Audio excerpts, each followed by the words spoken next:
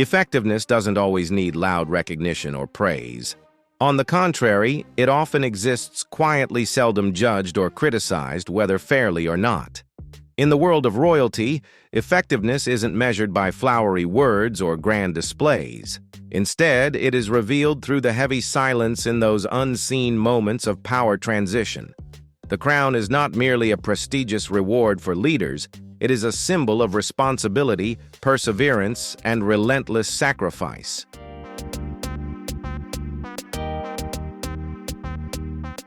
The stage lights may shine brilliantly, and the applause may roar loudly, but those who wear the crown must remain steadfast regardless of the spotlight or shadows. Not for the sake of applause, but because they carry the weight of a legacy, a nation, and a history spanning centuries. The burden of the crown cannot be measured by words or images. It is the continuation of enduring values and inner strength, a weight only those with true courage can bear.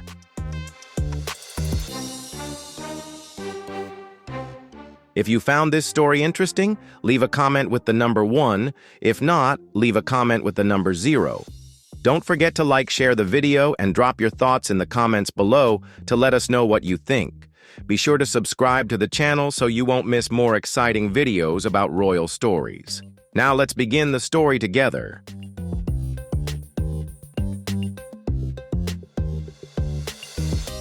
Behind the grandeur of Buckingham Palace, a quiet story unfolds. No headlines announce it, no trumpets sound.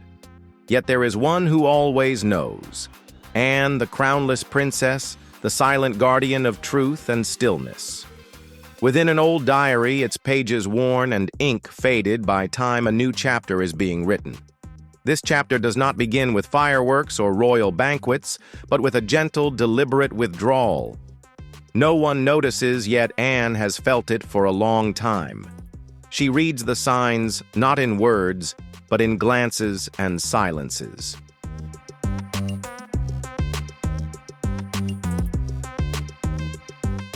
King Charles, weary from illness and drained after a long journey, made a decision few could have imagined he would step back. There was no press release, no public statement, just a handwritten letter to his sister, the one he trusted most, and a quiet conversation behind closed doors. Neither the Prime Minister nor the press secretary was involved. He alone held the moment, taking control of the next step. A silent move, yet historic. A moment not for the public, but for preparation.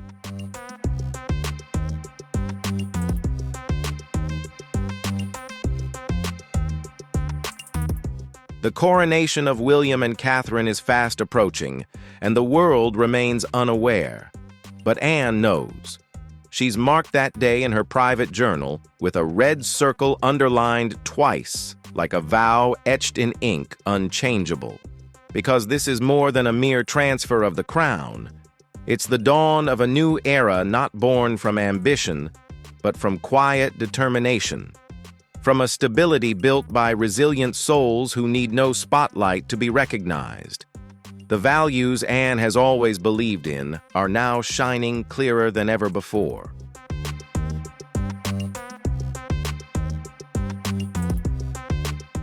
The ink on the diary page was still wet. A small blot spread slowly, as if the pen itself hesitated before inscribing what Anne's heart had long known. "It has begun," she whispered, not for anyone else to hear, but for time itself. Her voice floated softly like a breeze in the quiet room, amid the silence she had come to know so well. It wasn't a declaration of joy, but a calm acknowledgement from someone ready to embrace what lay ahead. She doubted nothing of what she knew. It was simply that at last, the truth was spoken not in words, but through actions.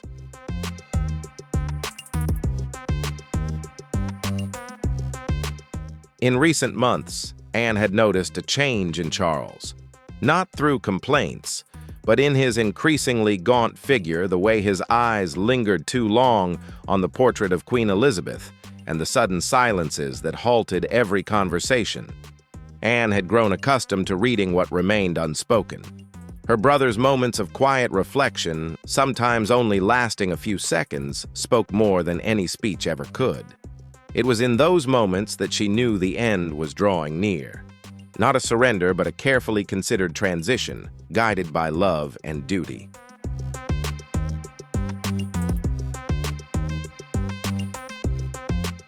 Last Thursday, she received an invitation to Clarence House. No prior notice, no ceremony. The sunlit room had 3 chairs already arranged. No aides, no media advisors, just Charles and William. Charles sat silently, statuesque in his stillness. William stood by the window, his hands clenched so tightly they turned white. No one spoke at first. The room seemed to hold its breath, waiting for something to be said without words. No elaborate explanations, no mention of abdication, yet everyone in that room understood perfectly.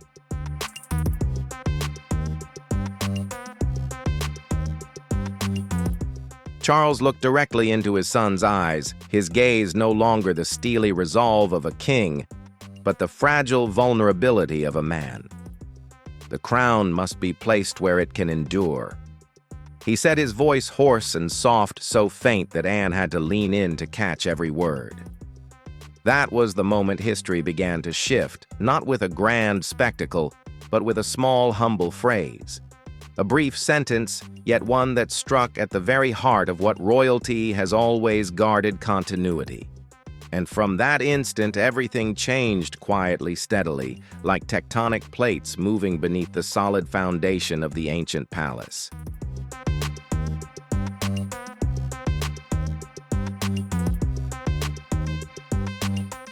That night, Anne couldn't sleep. She sat by the window in the quiet room, her eyes fixed on the misty horizon, where dawn was slowly breaking. She felt the bells soon to ring, not to bid farewell, but to signal a silent change unfolding. She recorded everything in her journal on a page marked specially for herself, or for those sensitive enough to understand. The event at Clarence House left no trace in the public eye. No news articles, no leaked images. Yet that did not diminish its gravity. Everything was kept secret as part of tradition and art of protecting what was not yet ready to be revealed.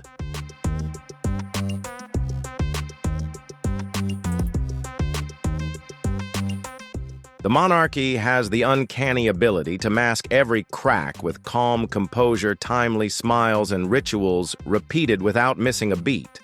But Anne, as both witness and keeper of memories, cannot pretend. She feels the truth more deeply than anyone. Her journal entry ends with a question not easy to face. Since when did the boy who once chased her through the Balmoral hallways become the man about to lead an entire kingdom? It's not doubt in William she holds, but a clear recognition of that sacred moment when one era quietly closes, making way for a new chapter. The coronation has yet to come, but she already senses its breath in every silent pause.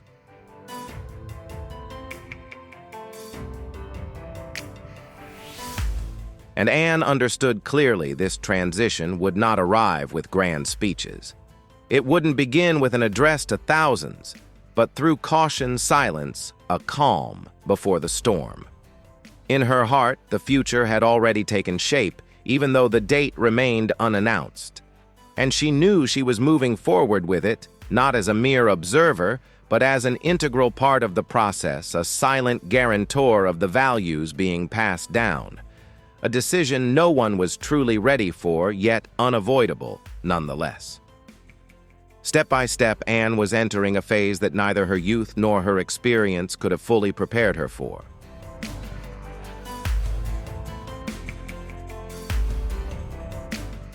The next morning, in the long corridor, Anne paused before the portrait of George VI. She stood still, her eyes searching for something within the gaze of her late father. For a moment, she felt as if she was witnessing the very past of the kingdom, a past preserved by faith, patience, and silent sacrifice. She recalled her father's figure from years ago, his hand trembling slightly as he placed the crown upon his head, yet never once stepping back. A symbol of steadfastness that needed no words. Now Charles, the eldest brother, had chosen to let it go. Not out of burden, but from a vision beyond. An act not easily understood, but as profound as the very history they were meant to carry forward.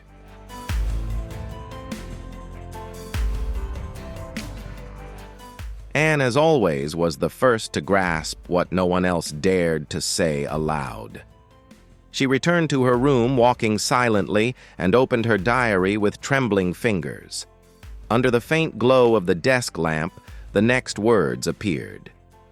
"He is letting go." Just a few brief words, but carrying the weight of an entire reign. Charles, the brother who had devoted his life to duty, was now choosing to step back. It wasn't merely a rest. It was a relinquishing of all he had once awaited and sacrificed to achieve. Yet in the voice Anne recalled from that meeting there was no hesitation or sorrow. Only a profound stillness, a stillness born from a man who fully understood who he was and had nothing left to prove.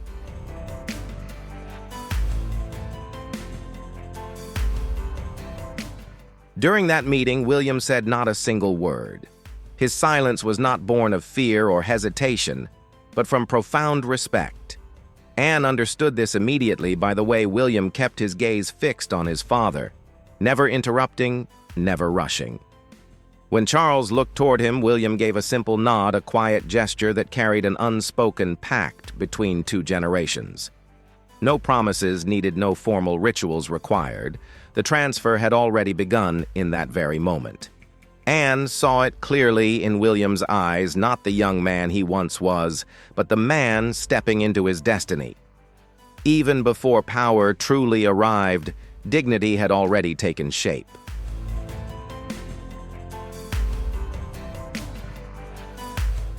That morning, Buckingham Palace appeared just as usual. Servants exchanged polite greetings, guards changed shifts, and the morning news played on schedule. No one in those long corridors had any idea of what had just transpired. This was how the royal machinery operated, maintaining stability through a calm exterior, even as layers of change quietly unfolded within. Anne walked slowly down the hallways, her heart heavy with contemplation. She knew time was running short. The news could not leak in the wrong way. Yet she also understood that the announcement could not be rushed. The date had to be chosen carefully, the day when history would mark a true turning point.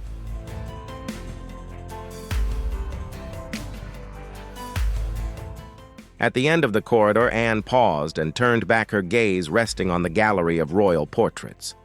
In the quiet stillness, she whispered a simple phrase: "It must be the right day." Because this was more than just an event. It was a turning point for the fate of a nation.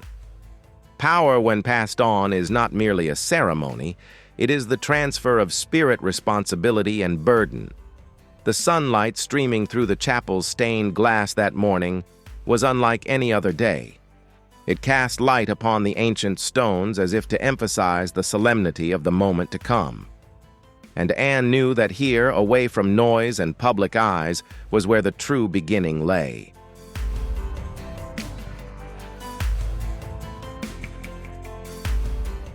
Deep within the palace, the small chapel, usually reserved for quiet moments of prayer, had become a space for a historic decision. Anne did not come seeking guidance. She came to confirm what she already knew in her heart. The decision had been made. Charles had stepped back and William would be the successor. But Anne also understood that power was not handed over in a single moment. It was transferred through perseverance, layers of ritual and silent consensus.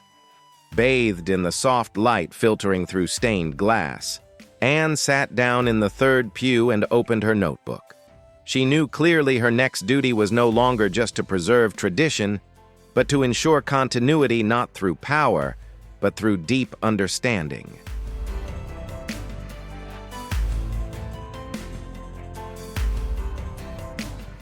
The chosen date couldn't be just a convenient pick. It had to carry layers of meaning. It had to evoke trust.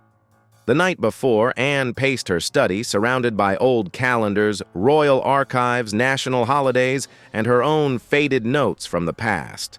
So many moments had tried to reshape the monarchy, yet very few truly rekindled faith in it.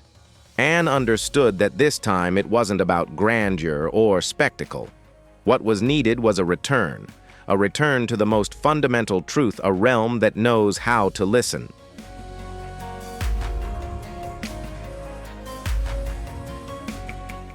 She reminded herself that this was one of the rare moments when restoration took precedence, not power or symbolism. The people no longer needed grandeur.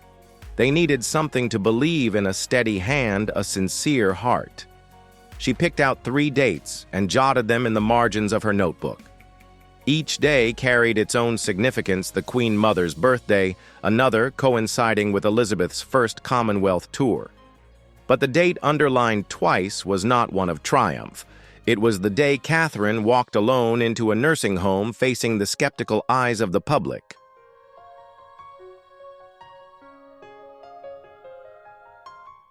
That day, Catherine had no sponsor, no friendly press, no scripted moments. Yet she stayed for hours listening, sharing, and simply being present as a real person. Anne thought this was Catherine's true coronation, a day without a crown but full of responsibility and humanity. She marked that date not with bold strokes, but with all her trust. It's not who wears the crown that truly matters, but who dares to carry it when no one is watching. Catherine had proven that long before anyone placed the crown on her head. And now Anne had made her decision. The day was set.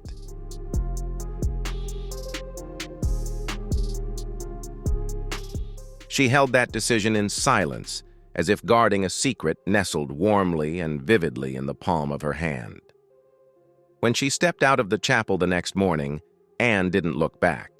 She didn't need any further confirmation.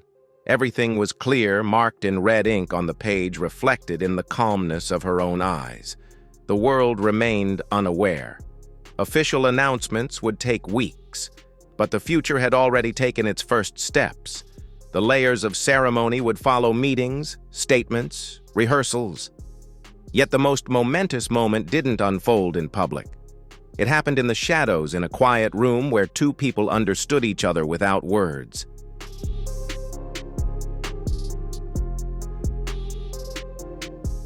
Anne stepped into Charles's study. The door was ajar, as if even it was too weary to keep everything sealed tight. Charles sat with his back to the door, his silhouette reflected on the rain-streaked glass. No crown, no ceremony, no uniform, just a man lost in thought, needing no further proof. "Strange, isn't it?" he said softly without turning around. "The moment when all pretense stops becomes eternal." Anne didn't answer immediately. She sat down opposite him, letting silence fill the room, not to ease emotions, but to remember the truth. They had both known this for a long time.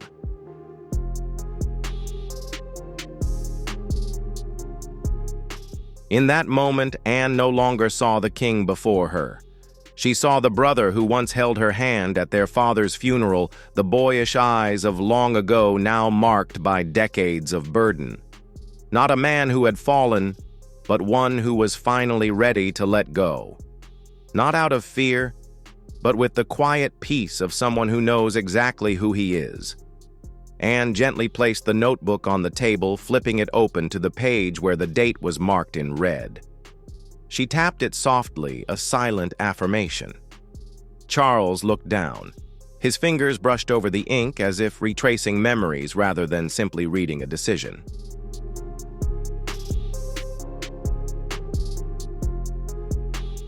A moment later, he nodded. No grand words, no need for persuasion. It was the nod of a man who had worn the armor nearly all his life and now finally was ready to set it down. He looked up, his voice calm, almost like he was making conversation after afternoon tea. Today is a good day. No farewells were needed, no ceremonial ending, because from this moment on, a new reign had quietly begun, not with fanfare, but with the quiet agreement of steady, resolute hearts.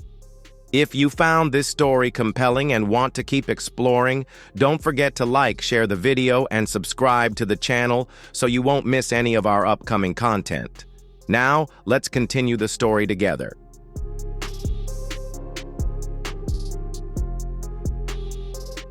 She was ready. Anne didn't need anyone to tell her that.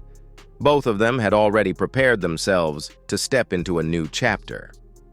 As Anne rose to leave the room, Charles broke the silence with a quiet, almost childlike question. "Do you think it's enough?" It wasn't the question of a king, but of a man wondering if letting go could truly open the door to something better.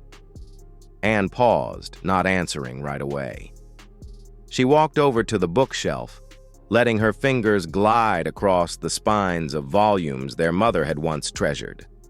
Then she turned back to him and said gently, "It already is, because this is your choice, not history's or pressure's." That evening, Anne didn't write anything in her journal, because some moments can't and don't need to be written. They become something deeper, a part of who you are.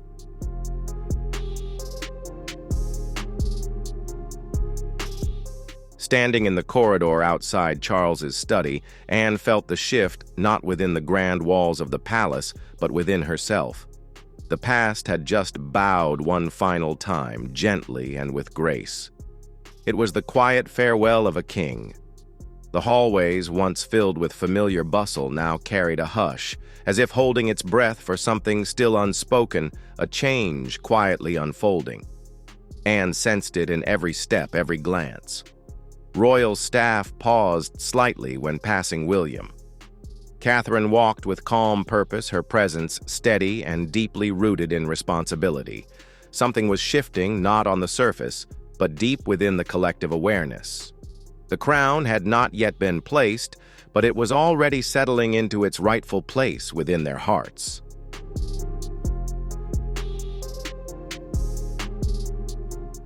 All that day, Anne moved through the lesser-known rooms, places where monumental decisions had long been prepared quietly before ever reaching the public.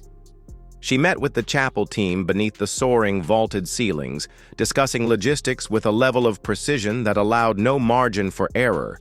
Every detail, from the seating arrangements to the length of each hallway, from the notes of the national anthem to the pacing of the ceremony, was carefully considered.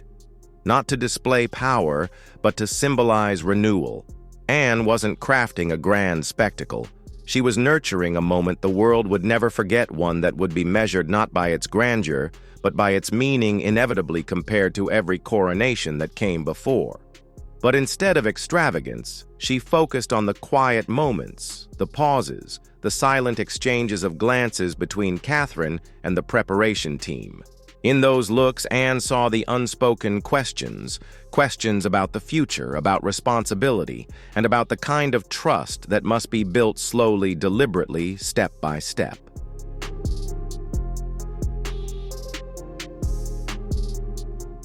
Could she fill the void that history had left behind? Would the public accept her not just as a consort, but as a completely new symbol? Anne already knew the answer. Catherine had been crowned quietly long before anyone placed a crown on her head. Her grace was never meant to be flaunted. It had been etched into her through years of listening before speaking, appearing when no cameras were waiting, and choosing calmness when spectacle would have been easier. Anne met William in the war room late one evening. Maps of routes, seating plans, and emergency scenarios were spread across the table, but she wasn't there to review those details. She looked at him, truly looked, and saw both his mother and father reflected back at her. One's sorrow, the other's duty, and something else, his own measure, something no lineage could teach.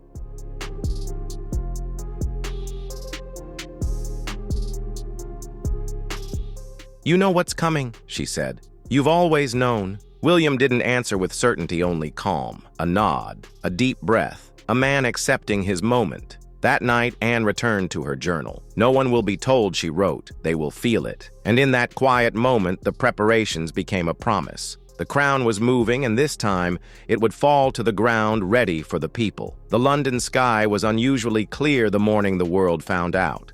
No thunder rolled, no whispers stirred, just a statement issued with the precise formality of royalty, leaving no room for misunderstanding. The date was set. William and Catherine's coronation was now official.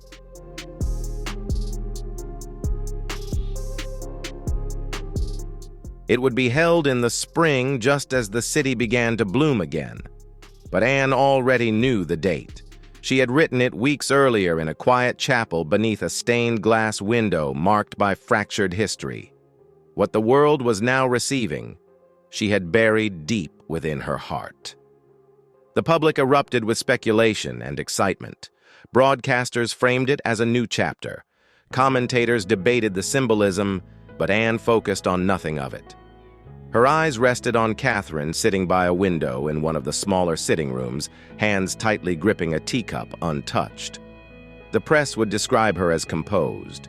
The palace would say she was honored. But Anne saw the weight not of fear, but of deep understanding.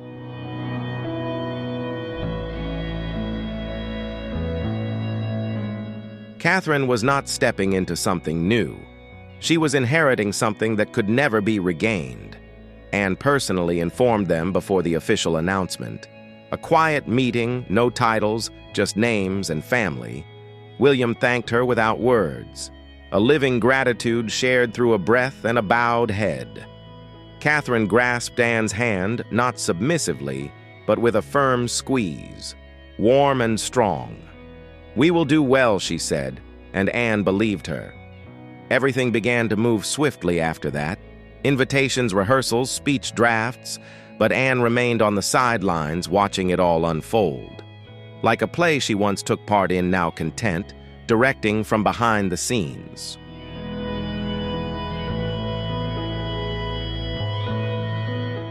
Her role was never noticed. Never. Her mission had always been to guard those transitional moments like an invisible hand amid the rain. And now, as the days no longer belonged solely to her, she felt the change deep within her being. That night, when the city lit up in gratitude, Anne returned to her writing desk. She did not draft any strategy. She did not attend the ceremony. She only wrote one sentence slowly and carefully. "The crown will not be seized. It will be embraced." Then she closed the journal. The handover ceremony had begun not with noise, but with understanding. The declaration echoed around the world. The palace balcony had never been so silent.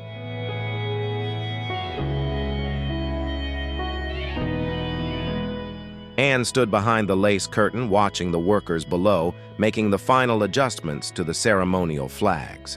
She didn't step outside. Not yet. This was not her moment. It hadn't been for a long time.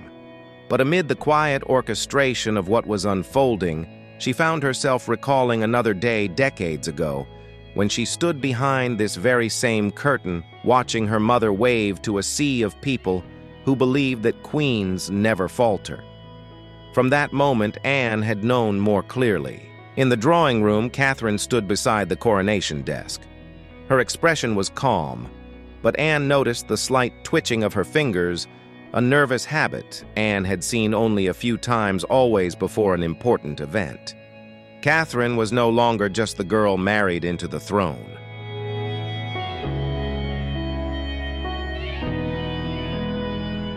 Now she was the woman stepping into that role, and Anne, the quiet architect behind these transformations, had one final task.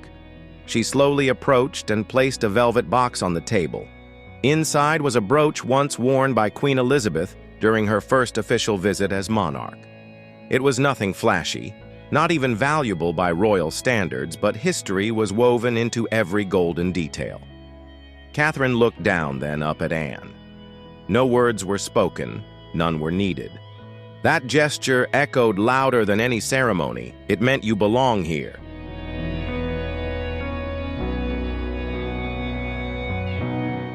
That afternoon, the palace issued the official agenda for the coronation.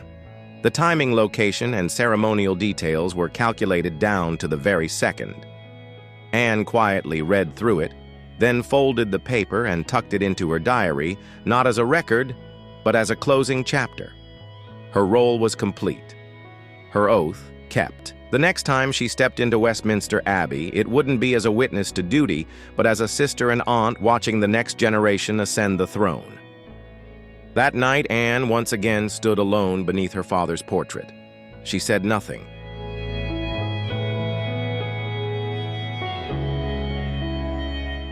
She simply nodded as if answering a question he had asked long ago. "Have we entrusted it to those worthy?" Her silence replied, "The crown was never pushed by noise or force. It was placed deliberately, gently." And within that arrangement, Anne saw not only continuity but also healing for a family, a nation, and a legacy that no longer needed to shout to be heard.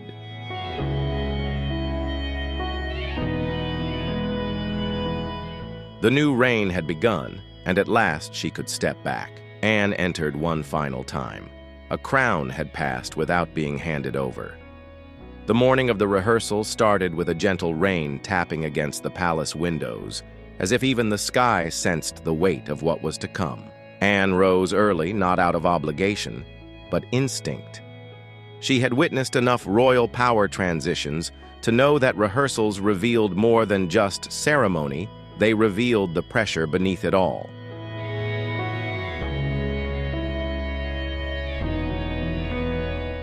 She walked down the corridor without her usual support. This was a moment she needed to observe naturally without any script. Westminster Abbey, still empty, felt heavier than usual. Its echoes carried the ghosts of history, crowns bestowed, oaths spoken, lives forever changed. As William and Catherine entered, the space seemed to shift not from noise, but from gravity. They said nothing as they stepped onto the nave. They simply walked with the silent tension of those who understood that nothing would ever be the same as they once again took their place before the eyes of the world.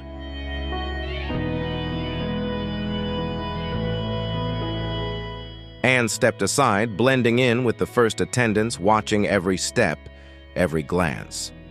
Catherine paused briefly at the altar, her eyes lifting to the vaulted ceiling. It wasn't awe. It was surrender, a silent agreement with what was to come. Later, Anne wrote in her journal, "This is not a rising but a letting go, because the crown is not something to be seized but something to be given, and Catherine had already given hers." William rehearsed his speech with measured calmness.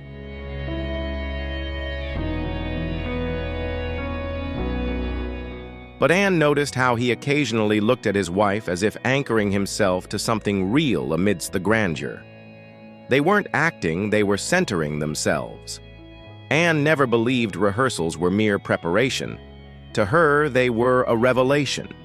And in those quiet moments, she saw not just a couple playing roles, but two souls carrying something ancient, intertwined with modern grace.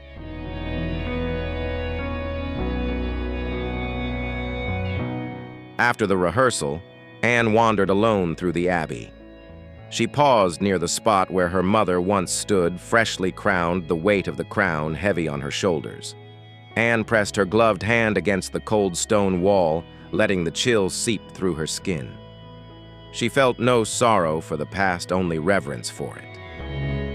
Then she turned and quietly walked away. That evening, back in her room, she opened her journal. "They are not rehearsing for a performance," she wrote. "They are becoming something the world has yet to find a name for." The rain had stopped, the sky was clear, and for the first time in months, Anne allowed herself a gentle breath of relief.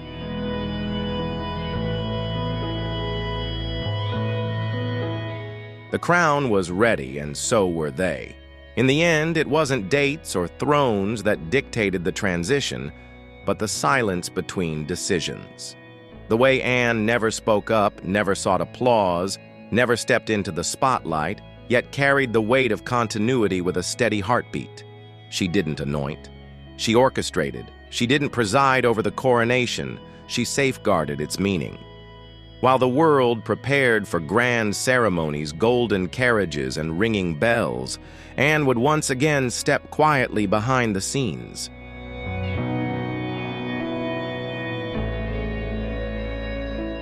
Her role was fulfilled, her promise kept. She would not stand in the aisle.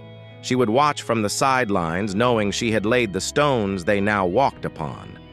The brooch quietly pinned to Catherine's dress, the dates circled in red. the whispered conversations no one heard. These were her offerings, a silent legacy embroidered beneath the velvet cloak. And when the crown was placed upon Catherine's head and William's oath echoed through Westminster, Anne would simply bow her head not as part of the ceremony, but in quiet relief. Because this was never just about power. It was about trust. More than anyone, she understood that the strongest performances are those that are never spoken of again.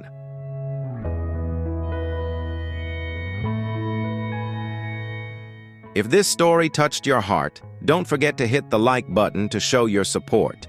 Share this video so more people can feel the power of silence and trust. And if you want to join us on more meaningful journeys like this, subscribe to the channel and turn on notifications so you never miss a video. Thank you for watching till the end, and see you in the next videos.